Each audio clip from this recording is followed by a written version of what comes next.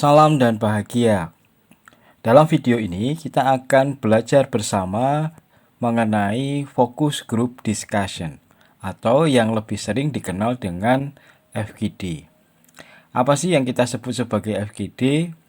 FGD adalah suatu pendekatan kelompok yang fokusnya bukan melakukan intervensi, tetapi sebuah metode kualitatif yang berguna untuk mengumpulkan pendapat dari hasil diskusi yang nantinya akan digunakan oleh kelompok tersebut. Meskipun lebih banyak digunakan sebagai sebuah metode pengumpulan data yang sifatnya kualitatif, tapi dapat pula digunakan sebagai metode untuk melakukan intervensi. Tujuan FGD yaitu yang pertama, untuk memperoleh masukan atau informasi mengenai suatu permasalahan. Nantinya penyelesaian masalah akan dilakukan oleh pihak yang berbeda setelah semua masukan diperiksa dan dianalisa. Melalui FGD, mendorong peserta untuk mengungkapkan keyakinan, sikap, dan motivasinya mengenai isu-isu khusus atau sebuah pola perilaku tertentu. FGD juga bertujuan untuk menemukan makna atau sebuah tema menurut pemahaman kelompok. Selain itu juga memiliki fungsi menghindari pemaknaan yang salah dari seorang peneliti terhadap fokus masalah yang sedang diteliti. Di dalam penyelenggaraan FGD atau Focus Group Discussion memiliki beberapa perangkat-perangkat yang harus dipenuhi. Yang pertama, tentu saja ada seorang moderator atau fasilitator sebuah diskusi. Yang kedua, pencatat proses atau perekam proses. Yang ketiga, tentu saja ada peserta dari FGD itu sendiri. Tugas seorang fasilitator yaitu memimpin FGD. Selanjutnya, memiliki tugas untuk membuat formulasi kata-kata yang tepat serta bereaksi secara pas, netral pada komentar-komentar atau pendapat yang dilontarkan oleh peserta. Tugas seorang moderator selanjutnya adalah memberi semangat kepada peserta, mendengar dengan cermat, serta mengamati bentuk-bentuk komunikasi yang sifatnya nonverbal. Menjadi seorang moderator yang baik itu harus menguasai keterampilan substantif dan bagaimana keterampilan mengelola sebuah proses. Beberapa keterampilan yang harus dikuasai yaitu yang pertama adalah keterampilan untuk mengklarifikasi, yaitu memahami mitra diskusi dengan terus melakukan klarifikasi atau mengecek pernyataan peserta diskusi. Misalnya dengan terus bertanya. Contoh pertanyaannya sebagai berikut. Apakah yang dimaksud setuju adalah sebagian atau seluruhnya?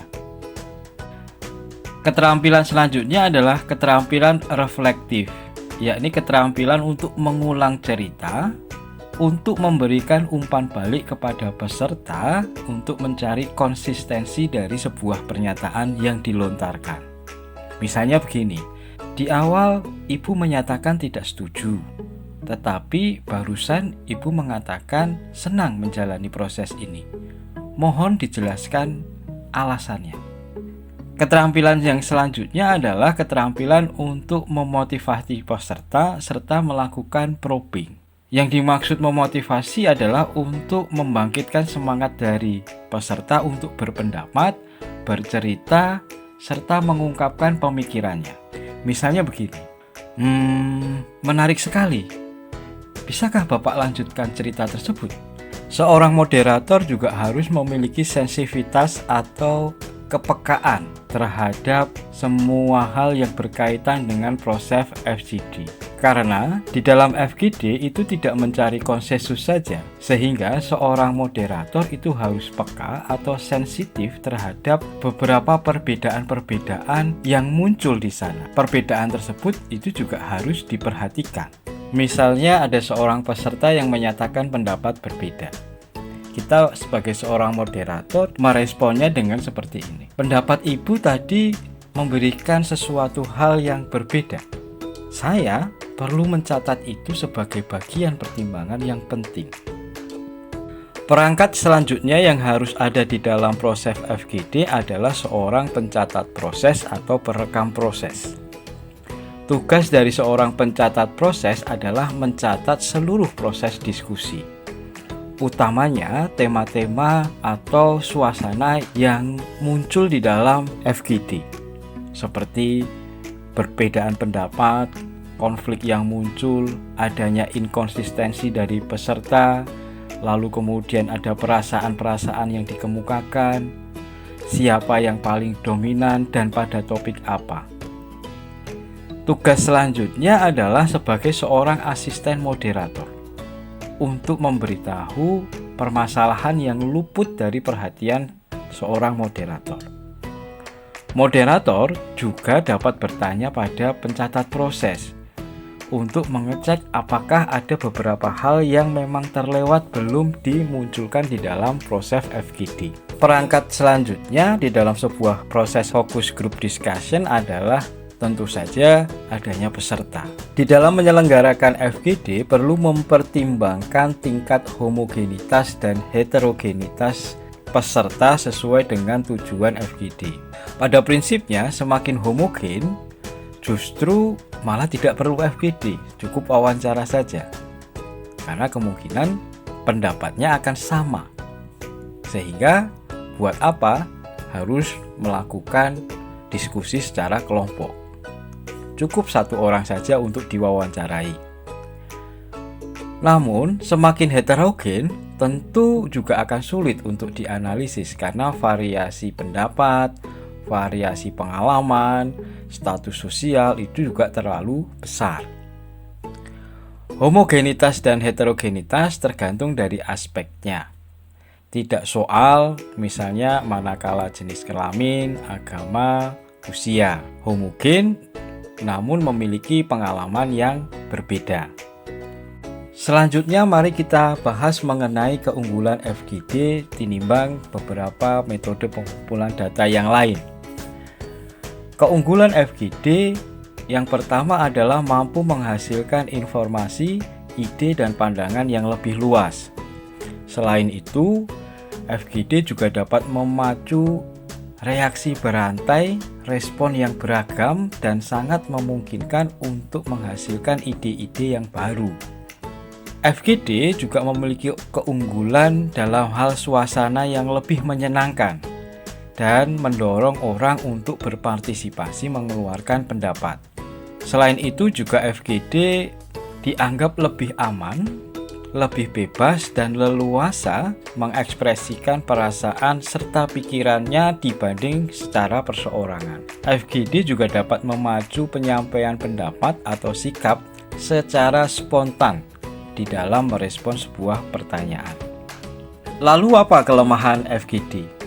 Kelemahan FGD yang pertama adalah terbatas untuk memperoleh informasi yang mendalam dari seseorang yang mungkin dibutuhkan. Kelemahan yang selanjutnya adalah teknik FGD sebenarnya mudah dilakukan, tetapi kadang-kadang sulit untuk melakukan interpretasi data.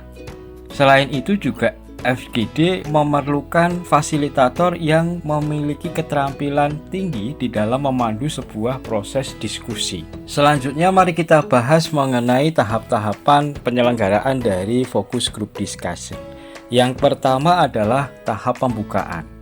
Pada tahap ini, seorang moderator harus memulai dan menjalin hubungan yang baik dengan para peserta serta mengembangkan aturan main untuk berdiskusi secara berkelompok.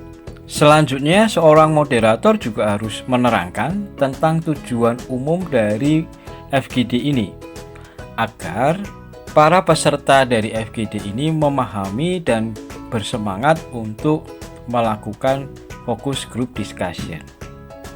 Selanjutnya, seorang moderator di awal pembukaan juga harus mendorong peserta untuk memiliki keberanian mengungkapkan pendirian serta bebas berpendapat. Yang selanjutnya pada bagian pembukaan juga seorang moderator harus memberi kesempatan responden untuk saling memperkenalkan diri. Tahap selanjutnya yaitu adalah tahap inti yakni diskusi. Pada tahap ini, seorang moderator harus mempertahankan sikap yang ramah, hangat, serta menghindari penilaian emosional serta terbuka. Pada tahap ini, seorang moderator juga sebaiknya menunjukkan sikap ketidaktahuan atau ketidakmengertian tentang sebuah topik dengan bentuk seperti ini. Saya tidak tahu hal itu. Dapatkah Anda menceritakan lebih lanjut? Sehingga para peserta nanti akan terpancing untuk lebih banyak bercerita dan mengungkapkan pendapatnya secara pribadi. Orang moderator di bagian tahap diskusi juga harus menggunakan penggalian mendalam untuk memperjelas dan menyoroti jawaban peserta. Hal yang penting dilakukan oleh moderator selanjutnya harus mengenal kapan menjaga keadaan diam, tetapi tidak membiarkan suasana kelompok diskusi menjadi hening atau diam.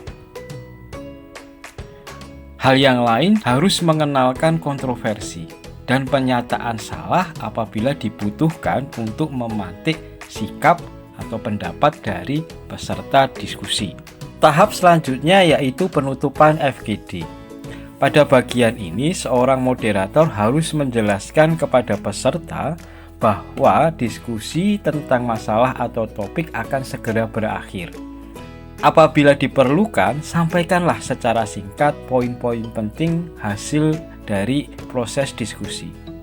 Selanjutnya, tanyakan kembali kepada masing-masing peserta apakah masih ada lagi pendapat atau komentar yang ingin disampaikan atau ditambahkan.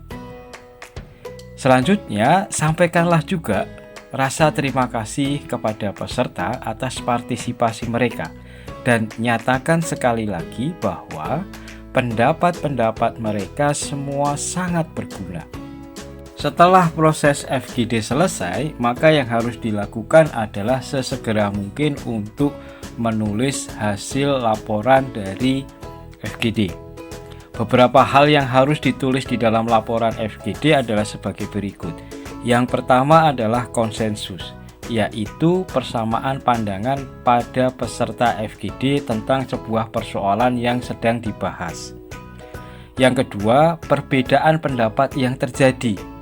Walaupun jarang ada perbedaan yang sifatnya menyeluruh, namun biasanya terjadi pada aspek-aspek tertentu saja. Hal yang harus dicatat selanjutnya adalah pengalaman yang berbeda. Perbedaan tersebut bisa timbul dari faktor pengalaman yang berbeda. Lalu, pastikan juga menyusun laporan dengan menyertakan ide-ide inovatif yang muncul sebagai jalan di dalam mengatasi sebuah permasalahan. Selanjutnya, di dalam proses FGD biasanya terdapat beberapa permasalahan-permasalahan. Berikut kita coba sajikan beberapa permasalahan yang sering muncul ketika kita sedang menyelenggarakan FGD. Yang pertama, biasanya akan muncul peserta yang kurang aktif serta malu berbicara. Nah, tentu saja sebagai seorang moderator yang baik, strategi yang harus dilakukan adalah mendorong peserta tersebut untuk asertif berpendapat dengan memberikan kesempatan bicara. Permasalahan selanjutnya biasanya muncul seorang peserta yang dominan. Nah, ketika ada permasalahan seperti ini, yang harus dilakukan adalah tentu saja menegur dengan menunjukkan dengan sopan bahwa orang lain juga perlu didengar. Atau misalnya seorang moderator mengalihkan pembicaraan kepada orang lain yang duduk di muka peserta yang mendominasi. Bisa juga dengan cara memotong pembicaraan di tengah pernyataannya. Atau misalnya mengelola dengan cara begini, menyampaikan kepada peserta yang dominan tersebut, Anda menyajikan masalah yang rumit atau memiliki sudut pandang yang menarik. Nah, tetapi dapatkah kita berbicara tentang hal itu setelah pertemuan ini? Permasalahan yang selanjutnya sering juga muncul justru pertanyaan dari peserta kepada fasilitator. Nah, yang perlu dilakukan seorang fasilitator atau moderator ketika menemui hal ini yaitu mengarahkan pertanyaan kepada kelompok Jadi mengembalikan pertanyaan tersebut kepada kelompok, dan yang paling penting adalah menghindari menempatkan diri sebagai seorang pakar. Permasalahan yang selanjutnya, tidak jarang juga seorang peserta menyampaikan pernyataan yang keliru. Nah, apabila ini terjadi, seorang fasilitator atau seorang moderator tidak boleh mengkoreksi, tetapi justru menggali mengapa kemudian perasaan peserta muncul seperti itu, atau kenapa peserta tersebut menyampaikan pendapat atau pernyataan yang seperti itu. Permasalahan yang selanjutnya adalah peserta menyampaikan pernyataan mendua. Tentu sebagai seorang moderator yang baik harus mengklarifikasi, menyatakan kembali untuk memperoleh arti yang tersembunyi.